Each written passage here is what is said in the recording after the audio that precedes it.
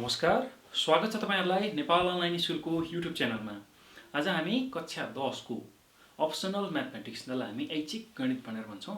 ऐच्छिक गणितको चाहिँ विशेष गरेर आज सर्कल अर्थात वृत्त भन्ने जुन हाम्रो युनिट छ, टपिक छ हैन, त्यसको बारेमा चाहिँ हामीले चर्चा गर्दै छौं र विशेष गरेर यो निर्देशाङ्क ज्यामितिको चाहिँ एउटा पार्ट हो हैन। सर्कल भनेको हामीले वृत्त भन्ने जुन पढ्नु पर्ने छ हो, त्यसकै बारेमा चाहिँ आज हामी चर्चा गर्छौं र त्यसमा युज हुने फर्मुलाहरू कस्ता चाहिँ फर्मुलाहरू युज गर्नुपर्छ, हामीले कस्तो खालको फर्मुलाहरू युज गर्न सकिन्छ र कस्तो खालको चाहिँ त्यो सूत्रहरू हुन्छ र कस्ता खालका चाहिँ कन्डिसनहरू हुन्छ, कस्ता खालको चाहिँ अवस्था हुन्छ चाहिँ वृत्तमा हो, त्यसको बारेमा डिटेलली चाहिँ यो भिडियोमा बुझ्दै छौं है त। सो यही कुरा हामीले राम्रोसँग बुझ्यौं भने हामीले वृत्तमा अर्थात सर्कलमा सोध्ने जस्तासुकै क्वेशनहरू पनि सल्भ गर्न सक्छौं है त। सो त्यो भएर हामीले के कुरा जान्न पर्यो भन्दाखेरि यसरी हामीलाई सर्कल दिँदाखेरि चाहिँ अर्थात वृत्त दिँदाखेरि कस्ता खालका कन्डिसनहरू हुन सक्छ, कस्ता खालका केसहरू हुन सक्छ र त्यसलाई चाहिँ हामीले चाहिँ कसरी प्रयोग गर्ने हैन, हाम्रो चाहिँ विभिन्न प्रब्लमहरू अर्थात प्रश्नहरू आउँदाखेरि त्यसको समाधान कसरी गर्ने भन्ने कुरा चाहिँ यहाँ सिक्छौं है त।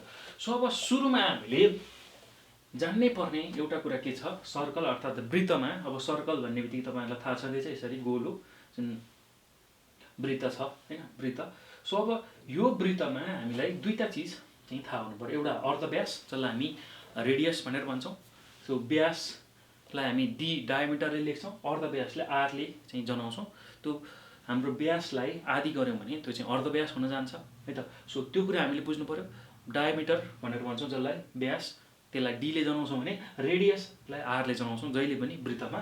त्यसैगरी अर्को हुन्छ केन्द्रबिन्दु जसलाई हामी सेन्टर भन्छौं। यो जुन चाहिँ वृत्त छ, यो वृत्तको चाहिँ केन्द्रबिन्दु कहाँ हो भन्दाखेरि यहाँनिर हो, बिचको चाहिँ यहाँ पोइन्ट हो। सो केन्द्रबिन्दु, अब केन्द्रबिन्दु के हुन सक्छ भन्दाखेरि एउटा चाहिँ 0 0 हुन सक्छ हैन, यो भनेको चाहिँ उद्गम बिन्दु हैन, उद्गम बिन्दु हुन सक्छ, 0 0 सेन्टर भएको हुन सक्छ, केन्द्रबिन्दु भएको हुन सक्छ। अर्को एच के हुन सक्छ हैन, अनि विभिन्न हुन सक्छ है, एच के विभिन्न चाहिँ हाम्रो सेन्टर हुन सक्छ हो। अर्थात यसरी विभिन्न केन्द्रबिन्दुहरू दिँदाखेरि अनि चाहिँ हाम्रो वृत्त यसरी चाहिँ एक्स अक्षलाई वाई अक्षलाई दुवै अक्षलाई छुँदाखेरि कस्तो खालको कन्डिसन हुन्छ, कस्तो खालको फर्मुला चाहिँ हामीले युज गर्नुपर्छ भन्ने कुरा चाहिँ हामीले यसमा सिक्दैछौँ। अब सुरुमा चर्चा गरौँ हाम्रो चाहिँ यो जुन वृत्त छ, वृत्तको केन्द्रबिन्दु जुन सेन्टर छ त्यो 0 0 हुँदाखेरि, सेन्टर 0 0 हुँदाखेरि हाम्रो जुन केन्द्रबिन्दु छ यो सेन्टर छ, सेन्टर 0 0 हुँदाखेरि अर्थात केन्द्रबिन्दु चाहिँ 0 0 हुँदाखेरि हाम्रो चाहिँ वृत्तको चाहिँ समीकरण के हुन्छ त भन्दाखेरि यो समीकरण हो। यो हामीलाई थाहा हुनुपर्छ। वृत्तको समीकरण भनेको x को स्क्वायर प्लस y को स्क्वायर इक्वल टु r को स्क्वायर हुन्छ है त। कुनै एउटा चाहिँ बिन्दु यहाँ छ हैन, यो चाहिँ वृत्तमा चाहिँ वृत्तको यो सर्कम्फरेन्समा चाहिँ कुनै एउटा बिन्दु छ भने त्यति बेला यो जुन रेडियस छ, रेडियस अर्थात अर्धव्यास छ, त्यो र यो केन्द्रबिन्दु जुन 0 0 छ हैन, त्यसको बीचको चाहिँ जुन इक्वेसन छ अर्थात समीकरण छ त्यो चाहिँ के हुन्छ रे भन्दाखेरि x square plus y square equal to r square हुन्छ अरे।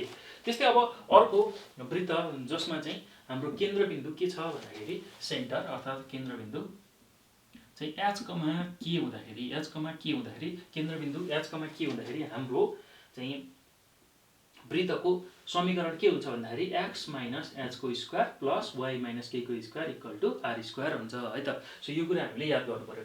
यदि हामीलाई वृत्तको चाहिँ सेन्टर अर्थात केन्द्रबिन्दु 0 0 दिएको छ भने हाम्रो चाहिँ वृत्तको समीकरण के हुन्छ, x square plus y square equal to r square हुन्छ। यदि वृत्तको चाहिँ केन्द्रबिन्दु h के दिएको छ भने यसको समीकरण यस्तो खालको चाहिँ वृत्तको समीकरण के हुन्छ भन्दाखेरि x माइनस h को square plus y minus k को स्क्वायर बराबर r स्क्वायर हुन्छ। त्यस्तै अब यदि दुईवटा चाहिँ बिन्दुहरू छ, यो बिन्दुहरू चाहिँ कहाँ छ भन्दाखेरि व्यासमा छ। ठ्याक्क यो जुन व्यासको चाहिँ दुईटा जुन बिन्दुहरू छ, छेउछेउको बिन्दुहरू, यो दुईटा छेउछेउको बिन्दुहरूलाई चाहिँ जोड्ने समीकरणको चाहिँ कस्तो खालको चाहिँ सूत्र हुन्छ अर्थात समीकरण कस्तो हुन्छ भन्दाखेरि x minus x1 into x minus x2 plus y minus y1 into y minus y2 equal to 0 हुन्छ त। यो चाहिँ समीकरण हुन्छ। यदि यो दुईवटा चाहिँ व्यासका हामीलाई बिन्दुहरू दिएको छ भने दुईवटा चाहिँ बिन्दुहरू छ x1 र y1 x2 र y2 कुनै एउटा चाहिँ व्यासको दुईवटा बिन्दुहरू दिँदाखेरि त्यसको चाहिँ समीकरण के बन्न आउँछ भन्दाखेरि x - x1 into x - x2 plus y - y1 into y - y2 चाहिँ हुन आउँछ है त। ल यो कुरा हामीले बुझ्नु पर्यो है त। यो कुनै एउटा वृत्त छ, यसको चाहिँ के छ भन्दाखेरि एउटा व्यास छ, त्यो व्यासको चाहिँ दुईवटा जुन पोइन्ट छ हैन, दुईवटा बिन्दुहरू चाहिँ जुन हामीले जोड्छौँ, त्यो जोड्दाखेरि यसको चाहिँ समीकरण के हुन्छ भन्दाखेरि x - x1 into x - x2 plus y - y1 into y - y2 बराबर 0 हुन्छ। यो पनि हामीले याद गर्नु पर्यो।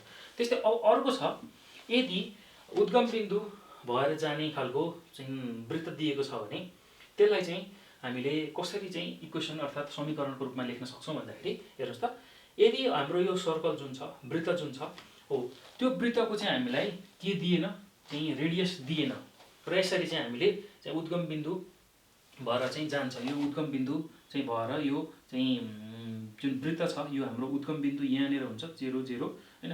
यो उद्गम बिन्दु भएर चाहिँ यदि कुनै यहाँ चाहिँ सर्कल अर्थात् वृत्त बनेको छ भने उद्गम बिन्दु भएर जाने त्यस्तो खालको चाहिँ वृत्तको समीकरण चाहिँ के हुन्छ अरे भन्दाखेरि x - h² plus y - k² equal to h² plus k²। अर्थात् त्यो h² प्लस k² भनेको चाहिँ हाम्रो के हुन्छ भन्दाखेरि r² हुन्छ है त। सो अब यो हाम्रो यो यति भाग चाहिँ हाम्रो रेडियस हो, r हो, र r भनेको h² प्लस k² गर्छौँ। हामीलाई थाहा छ पाइथागोरसको चाहिँ नियम अनुसार, पाइथागोरसको चाहिँ जुन त्रिभुजको नियम छ हैन।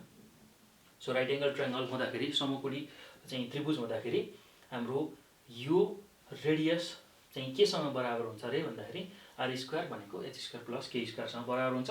र यही चिज चाहिँ हामीले रेडियसमा अर्थात् यो अर्धव्यासमा राख्छौँ। अर्धव्यास भनेको चाहिँ h² प्लस k² हुन्छ। यसरी चाहिँ कुनै उद्गम बिन्दु भएर जाँदाखेरि हैन, कुनै वृत्त चाहिँ उद्गम बिन्दु भएर चाहिँ जाँदैछ भने त्यति बेला त्यसको चाहिँ समीकरण के हुन्छ अरे भन्दाखेरि x - h² plus y - k² equal to h² plus k² हुन्छ भनेर हामीले याद गर्नु पर्यो।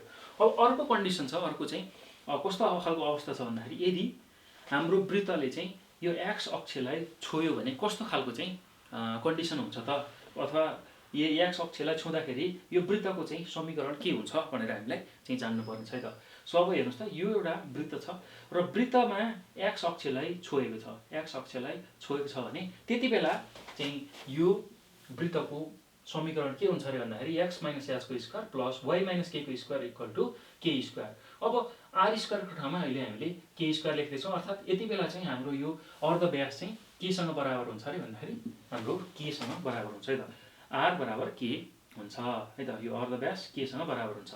ल हेर्नुहोस् त, अब हामीले यो यहाँबाट यति आएको भनेको h हुन्छ र यो मास्तिर गएको भनेको के हुन्छ है। जहिले पनि हामीले यो निर्देशाङ्कहरू कोअर्डिनेट्सहरू लेख्दाखेरि यहाँदेखि यहाँसम्म आएको जुन x भ्यालु हुन्छ, x भ्यालुलाई हामीले h ले जनाउँछौँ र मास्तिर गएको भनेको y भ्यालु हो, त्यो भनेको k ले जनाउँछौँ। र अहिलेको केसमा हेर्नुहोस् त, यहाँदेखि यहाँसम्म जोड्दाखेरि हाम्रो यो चाहिँ अर्धव्यास हो, अर्धव्यास चाहिँ केसँग बराबर हो भन्दाखेरि केसँग इक्वल हो, r इक्वल टु k चाहिँ हुन आउँछ है त। यसरी चाहिँ यसको समीकरण x - h² plus y - k² equal to k² हुन्छ। त्यस्तै गरेर अब कुनै वृत्तले y अक्षलाई छोयो भने के हुन्छ त, कुनै वृत्तले y अक्षलाई छुँदाखेरि चाहिँ यसको समीकरण चाहिँ के हुन्छ भन्दाखेरि x - h² plus y - k² equal to h² हुन्छ। अर्थात् जुन हाम्रो अर्धव्यास छ त्यो चाहिँ h सँग बराबर हुन्छ। अर्थात् हेर्नुहोस् त, अब यहाँदेखि यहाँसम्म आउँदाखेरि हाम्रो के हो त, यो यहाँदेखि यहाँसम्म हाम्रो के को भ्यालु हो, h को भ्यालु हो। अनि यहाँबाट मास्तिर गयो भने के हो त, k को भ्यालु हो। भन्नुको मतलब अहिले हाम्रो चाहिँ y अक्षसँग छुँदाखेरि चाहिँ x भनेको चाहिँ केसँग बराबर छ भन्दाखेरि h सँग बराबर छ, अथवा रेडियस r भनेको चाहिँ h सँग बराबर छ भनेर हामीले बुझ्नु पर्यो है त। जुन हाम्रो x चाहिँ निर्देशाङ्क छ, कोअर्डिनेट छ हैन। सो त्यो कोअर्डिनेट चाहिँ h सँग बराबर छ र यो h चाहिँ केसँग बराबर छ भन्दाखेरि हाम्रो अर्धव्याससँग बराबर छ। त्यसैले चाहिँ यसको समीकरण भनेको x - h² plus y - k² equal to h²। जबकि वृत्तले y अक्षलाई छुँदाखेरि यस्तो खालको समीकरण हामीले बुझ्नु पर्यो। अब दुवै अक्षलाई छुँदाखेरि चाहिँ के हुन्छ त, यदि कुनै वृत्तले दुवै अक्षलाई छोयो भने त्यति बेला चाहिँ हाम्रो h को भ्यालु, k को भ्यालु र r को भ्यालु यो तीनटैको चाहिँ मान सेम हुन्छ है त। तीनटैको चाहिँ मान सेम हुन्छ। हाम्रो अर्धव्यास, त्यसैगरी यो जुन हाम्रो केन्द्रबिन्दु छ, केन्द्रबिन्दुको पोइन्टहरु छ एच के र आर जुन हाम्रो अर्धव्यास हो, यो तीनटै चाहिँ बराबर हुन्छ अरे। सो अब त्यो हुँदाखेरि यस्तो खालको तीनटा चाहिँ हामीले समीकरणहरु लेख्न सक्छौं। जस्तै कि अब यो r को ठाउँमा h मात्र राख्ने हो भने x - h को स्क्वायर प्लस y - h को square equal to h square, सबैमा h राख्यौं। त्यसैगरी अब k सबैमा y - k को स्क्वायर प्लस y - k को चाहिँ स्क्वायर x - k को स्क्वायर, यो दुईटालाई जोड्यौं इक्वल टु k स्क्वायर। त्यसैगरी अब r x - r square plus y - r square equal to r square. र यसरी चाहिँ हामीले दुवै अक्षलाई छुँदाखेरि, अब यहाँ हेर्नुस् त, दुवै अक्षलाई छुँदाखेरि यहाँ यति भ्यालु भनेको म यहाँदेखि यहाँसम्म पुग्यो भने u भनेको हाम्रो x भ्यालु हो, x भ्यालु चाहिँ h सँग बराबर हुन्छ रे, र यहाँ मास्तिर भनेको यो y भ्यालु हो, y भ्यालु चाहिँ केसँग बराबर हुन्छ, k सँग बराबर हुन्छ। अर्थात चाहिँ यो र यो दुवै हाम्रो के छ, अर्धव्यास हो, रेडियस हो, त्यही भएर r अर्धव्यास भनेको h र k सँग बराबर हुन्छ।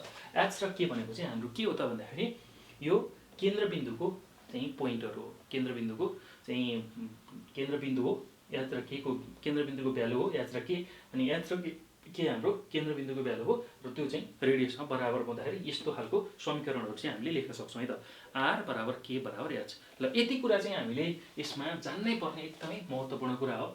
अब यो पछि अर्को हामीले जान्नु पर्ने कुरा के छ भन्दाखेरि कुनै समीकरण दियो भने, हामीलाई कुनै एउटा समीकरण दियो, जस्तोसुकै समीकरण दियो भने त्यसबाट हामीले चाहिँ अर्धव्यास पत्ता लगाउन जान्नु पर्छ, र अर्को भनेको केन्द्रबिन्दु, सेन्टर र रेडियस, यो दुईटा चाहिँ हामीलाई निकाल्नको लागि सोधिरहेको हुन्छ है त। सो त्यो कुरा नि हामीले जान्नु पर्यो, र त्यसरी दिन्छ भने जहिले पनि हामीले के गर्ने, यो कुनै एउटा इक्वेसन दिएला अर्थात समीकरण दिएला, त्यो समीकरणलाई पहिला यस्तो खालको स्ट्यान्डर्ड फर्ममा निकाल्ने है त। सो यो स्ट्यान्डर्ड फर्ममा निकाल्ने, हाम्रो स्ट्यान्डर्ड चाहिँ इक्वेसन चाहिँ के हो भन्दाखेरि x - h को स्क्वायर प्लस y - k को स्क्वायर बराबर r स्क्वायर।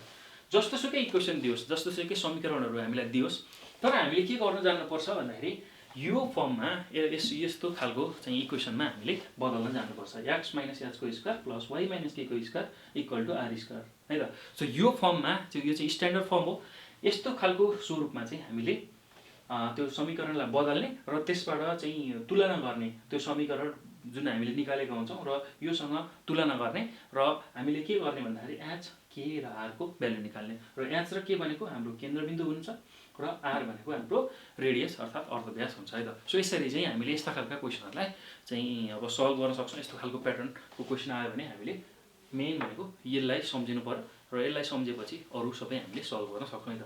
सो अब यहीसँग रिलेटेड क्वेसनहरु चाहिँ हामीलाई चाहिँ एक्जाममा सोध्ने गर्छ हो, त्यो सोलुसन चाहिँ हामी कसरी गर्ने, यस्ता खालका क्वेसनहरु, यस्ता खालका प्याटर्नका क्वेसनहरु सोध्यो भने कस्तो खालको तरिकाले क्वेसनहरु गर्ने भन्ने कुरा आज हामीले यहाँ टेक्निक सिक्यौं। अब यसलाई एप्लाई गर्नको लागि हामी चाहिँ अर्को भिडियोमा हामी प्रब्लमहरु गर्नेछौं है। र कस्तो खालको प्रब्लम गर्छौं भन्दाखेरि एससी मा पास्टमा सोधिसकेका प्रब्लमहरु जुन चाहिँ एक्जाम पोइन्ट अफ भ्यूबाट एकदमै महत्त्वपूर्ण छ र फेरि पनि सोध्न सक्छ हो, त्यस्ता खालका प्रश्न र त्यसको चाहिँ सोलुसन अर्थात उत्तरहरु चाहिँ हामी नेक्स्ट भिडियोमा हेर्नेछौं, र त्यो भिडियोलाई पनि तपाईहरुले नछुटाइकन हेर्नु होला, एकदमै महत्त्वपूर्ण छ।